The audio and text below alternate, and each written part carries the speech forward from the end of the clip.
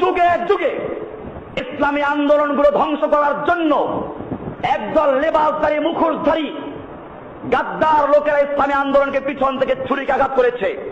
এই চরমোনাই পীর যুগে যুগে বাংলার জমিনে যতবারই ওলামাকে একত্র হয়েছে, আন্দোলন করেছে, তাদের পিছন থেকে ছুরি মেরে ইসলামকে ধ্বংস করেছে।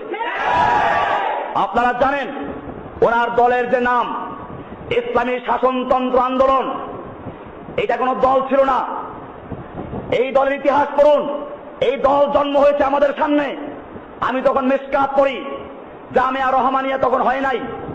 লালবাগ থেকে আমরা এসে জামিয়া মোহাম্মদিয়া হাউজিং এর মালিক হাজী সিরাজউদ্দৌলার দ্বিতীয় তলা বিল্ডিং এ যেখানে সে থাকে, ওই বিল্ডিং এর দোতলায় ওই সময়কার বড় বড় আলেম দেলোয়ার হোসেন সাইদি, শাইখুল হাদিস আল্লামা আজিজুল হক সাহেব, মুফতি আমিনী সাহেব, এরকম চরমোনাই পীরও ছিল। এরকম ভাবে আব্দুল গাফফার সাহেব ঢাকার একজন বড় আলেম ছিলেন, মারা গেছেন। এই লোকগুলো একাত্র হয়ে চিন্তা করলো দল না, আমরা আন্দোলন করবো ইসলামী শাসন ব্যবস্থা কায়েমের জন্য। সব দলমত ভেঙে দিয়ে একটা ব্যানারে আমরা একত্র হব এবং সেটার জন্য একটা বড় সমাবেশ ডাকা হয়েছিল ঢাকার শাপলা চত্বরে। সেই সমাবেশের মাইকে আমি নিজে করেছি। এত বড় আশা নিয়ে যখন কাজ শুরু হলো এবং এখানে সিদ্ধান্ত হয়েছিল এটা যেহেতু কোনো দল না, আন্দোলন, সুতরাং এটার কোনো নির্দিষ্ট আমির থাকবে না, 2 বছর পর পর আমির চেঞ্জ হবে। এরকম প্রথম আমির হলেন এদেশের আলেমদের উস্তাদ শাইখুল হাদিস আল্লামা আজিজুল হক সাহেব রাহিমাহুল্লাহ।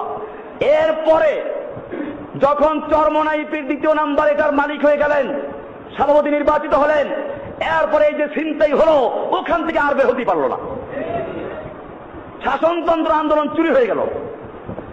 এরপরে যখন আবার নতুন করে এদেশের আলেম সমাজ নাস্তিক, মুরতাদ এবং বুলগারদের বিরুদ্ধে ঐক্যবদ্ধভাবে মাঠে নেমেছে, উচিত ছিল তাদের নিজেদের প্রোগ্রাম বাদ দিয়ে ঐক্যবদ্ধভাবে 6 তারিখের প্রোগ্রামে একাত্র হওয়া।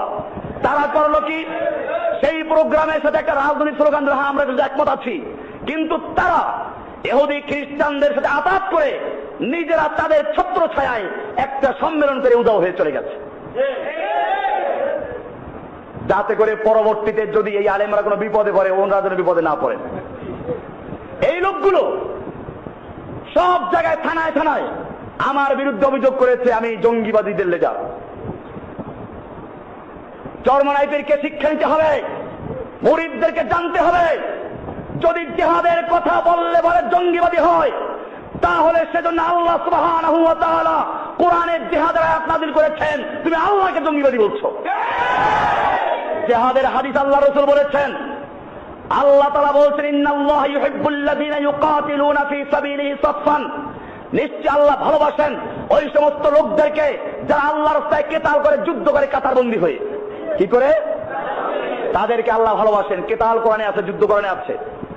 এমনি ভাবে আল্লাহ সুবহানাহু ওয়া তাআলা সূরা তাওবার 111 নম্বরে বলেছেন ইন্নাল্লাহা আশতারা মিনাল মুমিনিনা আনফুসাহুম ওয়া আমওয়ালাহুম বিআন্না লাহুমুল জান্নাহ ইউকাতিলুনা ফী সাবিলিল্লাহ, নিশ্চয় আল্লাহ তাআলা মুমিনদের জান এবং মাল ক্রয় করেছেন জান্নাতের বিনিময়ে। ইউকাতিলুনা ফী সাবিলিল্লাহ, তারা আল্লাহর রাস্তায় কেতাল করে, যুদ্ধ করে। আল্লাহর কাছে বিকৃত মাল হস্তান্তর করবে কেমনে সেটা আল্লাহ বলে দিয়েছেন। ইউকাতিলুনা ফী সাবিলিল্লাহি, তারা আল্লাহর রাস্তায় কেতাল করে, যুদ্ধ করে। ফায়াকতুলুনা ওয়া ইউকতালুন, তারা মারে আর মরে। মারে আগে, তারপরে বুঝা গেল খালিয়াতে যাওয়া যাবে না। আল্লাহ পরিষ্কার বলেছেন ফায়াকতুলুনা ওয়া ইউকতালুনা, তারা মারে আর মরে। মারামারি আছে কিনা কোরআনে? এমনি ভাবে আল্লাহ সুবহানাহু ওয়া তাআলা প্রায় 400 আয়াত নাযিল করেছেন।